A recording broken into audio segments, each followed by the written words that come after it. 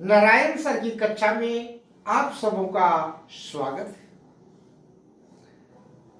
अभी 8वीं बोर्ड आने वाला है, ओलंपियाड का एग्जाम होने वाला है, तो बच्चे उत्सुकता में होंगे कि हम लोग परीक्षा में बैठेंगे, लेकिन उसमें क्या लिखेंगे, कैसे लिखेंगे, तो उसके लिए कुछ जानकारी होनी चाहिए।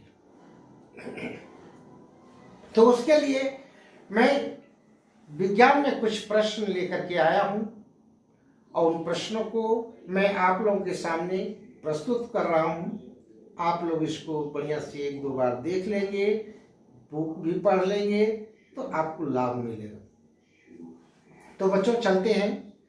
ये इसको साधारण ना समझे, आपको ये अपने पाठ्य पुस्तक का ही कुछ विषय वस्तु है, 8वीं बोर्ड में भी लाभ देगा, आने वाले कंपटीशन में भी आपको साथ देगा। तो इस साधारण ना समझे। तो प्रश्न नंबर 1 चलते हैं बच्चों।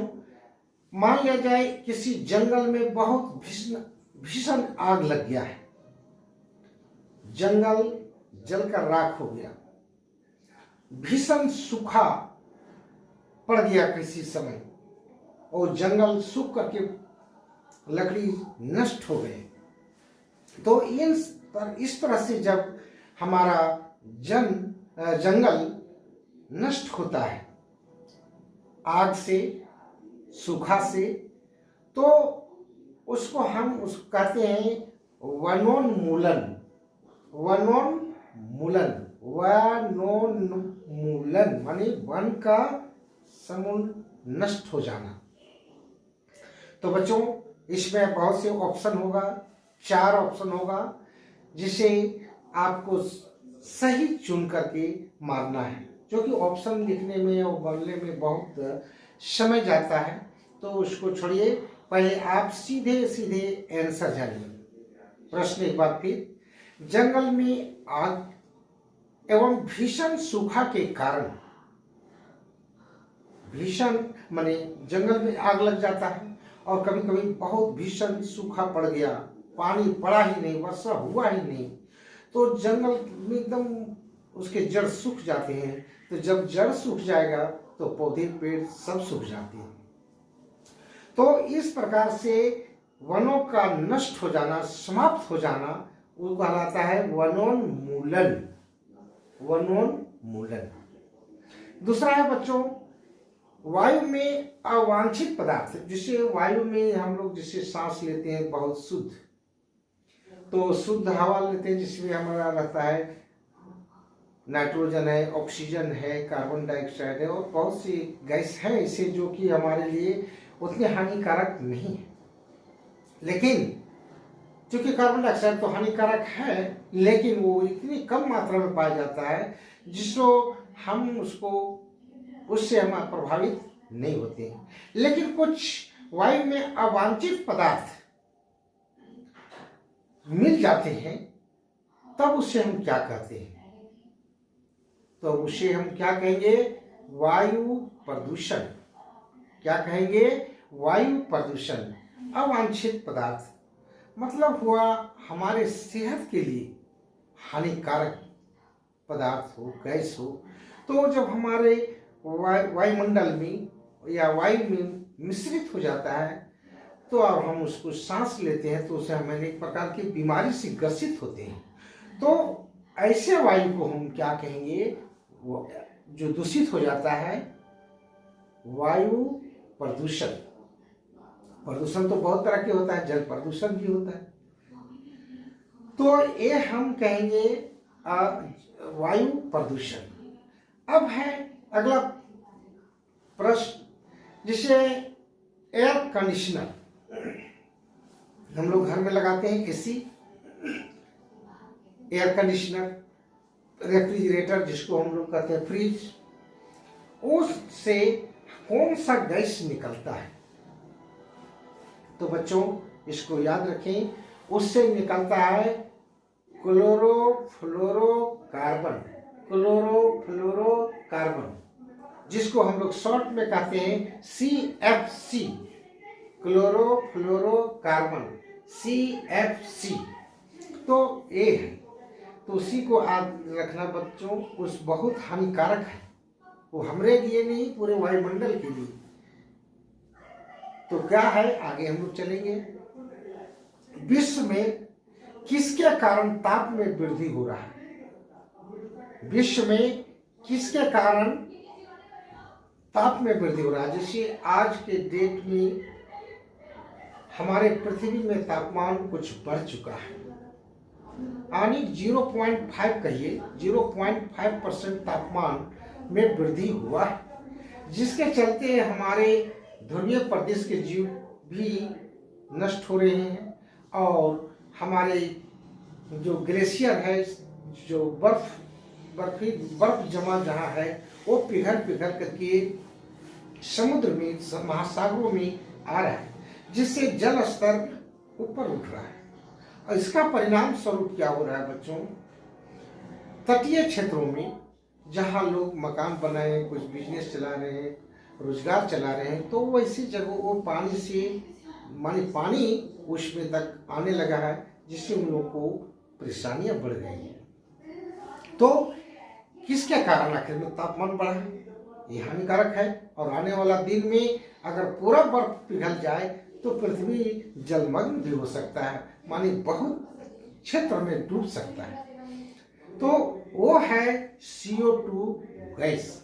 तो CO2 गैस इतना खतरनाक कैसे हुआ, बढ़ा हम ही लोग के कारण, कोई दूसरा नहीं। सबसे पहले हम लोग वन को काटते हैं, जो वन CO2 को लेकर शुद्ध ऑक्सीजन हमें देता है। दूसरी बात है, हम लोग इतने वाहन चलाते हैं, इतना हम लोग जैसे मोटर कार है, बहुत से ट्रक है, बहुत से वाहन हम लोग चलाते हैं, जिससे हमको CO2 गैस बनता है। कोयले खदानों में बहुत से, कहीं तो देखते होंगे खदानों में भी आग लग जाता है। बहुत हमने देखा हूँ बच्चों अपनी आंखों से, ढेर कोयला का ढेर है तो वहाँ भी आग लगा हुआ है, उसको बुताने वाला कोई नहीं। झरिया में भी देखो आग लगा हुआ है। तो ये सब है, जंगल को जला देना, बहुत से कारण हैं जिससे CO2 गैस अधिक होता है, और उसको लेने वाला कोई नहीं है। यानी पेड़ पौधा यदि कट जाता है तो उसको कौन ग्रहण करेगा? वायुमंडल में रहता है, और वायुमंडल में उस वायुमंडल के ताप को बढ़ा देता है, जिससे हमारा परेशानियां बढ़ रही है। अब है बच्चों, ओजोन मंडल को कौन माने छिद्र कर रहा है? ओजोन मंडल जिससे हमारे वायुमंडल के भी बहुत भाग हैं, उसको बहुत परतों में बांटा गया है। तो ओजोन मंडल हमारा संताप मंडल के ऊपर है। क्षोभ मंडल, संताप मंडल, उसके ऊपर है क्षोभ मंडल। तो क्षोभ मंडल को हमारा, अभी इसके पहले बोल चुके हैं, क्लोरोफ्लोरोकार्बन ही उसको छिद्र करता है, और कोई नहीं। और वो छिद्र जब कर देगा बच्चों, तो वो हमारा किरण हमारे शरीर में, धरती में आता है, तो हमें नेत्र रोग और चर्म रोग होने की संभावना बढ़ जाता है। तो हम करें तो करें क्या? एयर कंडीशन चलाना ही है, फ्रिज चलाना है, और चला रहा है लोग, उसी का मांग है। फ्रिज का मांग वैसे ही है, AC का भी मांग वैसे ही है, तो चल रहा है। आने वाला समय प्रभु जाने। अगला है बच्चों गंधकाम, जिसको हम लोग सल्फ्यूरिक अम्ल के नाम से जानते हैं, H2SO4, गंधकाम और नाइट्रिक अम्ल। तो ये जो है वर्षा के जल के साथ नाइट्रोजन ऑक्साइड और सल्फर डाइऑक्साइड जब धरती से जब ऊपर उठता है, तो वो वर्षा के जल के साथ ही गंधकाम्ल बनाता है। SO2 गंधकाम्ल बनाता है, यानी सल्फ्यूरिक अम्ल, और नाइट्रोजन ऑक्साइड नाइट्रिक अम्ल बनाता है। और वो वर्षा के पानी में, बादल में जाकर मिल जाता है, यानी वर्षा के जल के साथ धरती पर आता है, जिसे हम अम्ल वर्षा कहते हैं। और अम्ल वर्षा से जान रहे हैं बहुत सी क्षति होता है, हमारे अनाजों का भी क्षति होता है, हमारी इमारतों का भी क्षति होता है। कीमती इमारत का जो है रंग रूप को उसको नष्ट कर रहा है। तो इस तरह से अम्ल वर्षा से हमें क्षति है। अगला चलते हैं बच्चों, संपीड़ित प्राकृतिक गैस। संपीड़ित मतलब दबा करके रखने वाला, संपीड़ित प्राकृतिक गैस का संक्षिप्त नाम क्या है? तो उसका है बच्चों CNG, कंप्रेस्ड नेचुरल गैस। गाड़ियों में वही बहुत लिखा हुआ रहता है, लेकर के जाता है। तो उसका नाम है CNG, शॉर्ट में, संक्षिप्त में। तो उसका कंप्रेस्ड नेचुरल गैस, और हिंदी में अगर जानेंगे तो संपीड़ित प्राकृतिक गैस। अगला है बच्चों द्रवित पेट्रोलियम गैस। द्रवित पेट्रोलियम गैस को संक्षिप्त में हम लोग क्या कहते हैं? तो उसको कहते हैं LPG, liquid petroleum gas. Liquid petroleum gas. तो ये सबको जानना है बच्चों। ये सब बार बार 8वीं 9वीं 10वीं मैंने सभी कक्षाओं में ये सब आपको मिलेगा। अगला है कौन सी किरण, यानी सूर्य का कौन सा किरण जो है हमारे पृथ्वी को गर्म कर रहा है, ये भी जानना है। तो गर्म करता कौन है पृथ्वी को गर्म? जैसे ठंडा के दिन में हम लोग सिहट जाते हैं और उसमें धूप में जाते हैं तो हम लोग को गर्मी लगता है। तो ऐसा क्या कारण है? कौन सा ऐसा किरण आता है सूर्य से जो हमें गर्मी महसूस करता है? वो है अवरक्त किरणें। कौन है किरण बच्चों? अवरक्त किरणें। अवरक्त किरणें से ही पृथ्वी गर्म होता है, आता है, और पृथ्वी को गर्म करके धीरे धीरे ऊपर भी गर्म करता है। अब है आवेश। आवेश के बारे में हम लोग जान चुके हैं बच्चों, बहुत पढ़े भी हैं। आवेश कितने प्रकार के होते हैं? 2 प्रकार का। एक होता है धन आवेश, एक होता है ऋण आवेश। धन आवेश, ऋण आवेश। अब है बच्चों, अब 2 आवेश है। अगला प्रश्न में अगर आएगा कि 2 विपरीत आवेश अगर हमारे सामने आया, 2 विपरीत आवेश, एक धन आयन है एक ऋण आयन है, और दोनों आवेश आमने सामने होगा तो क्या होगा? दोनों में आकर्षण होगा। दोनों में क्या होगा? आकर्षण।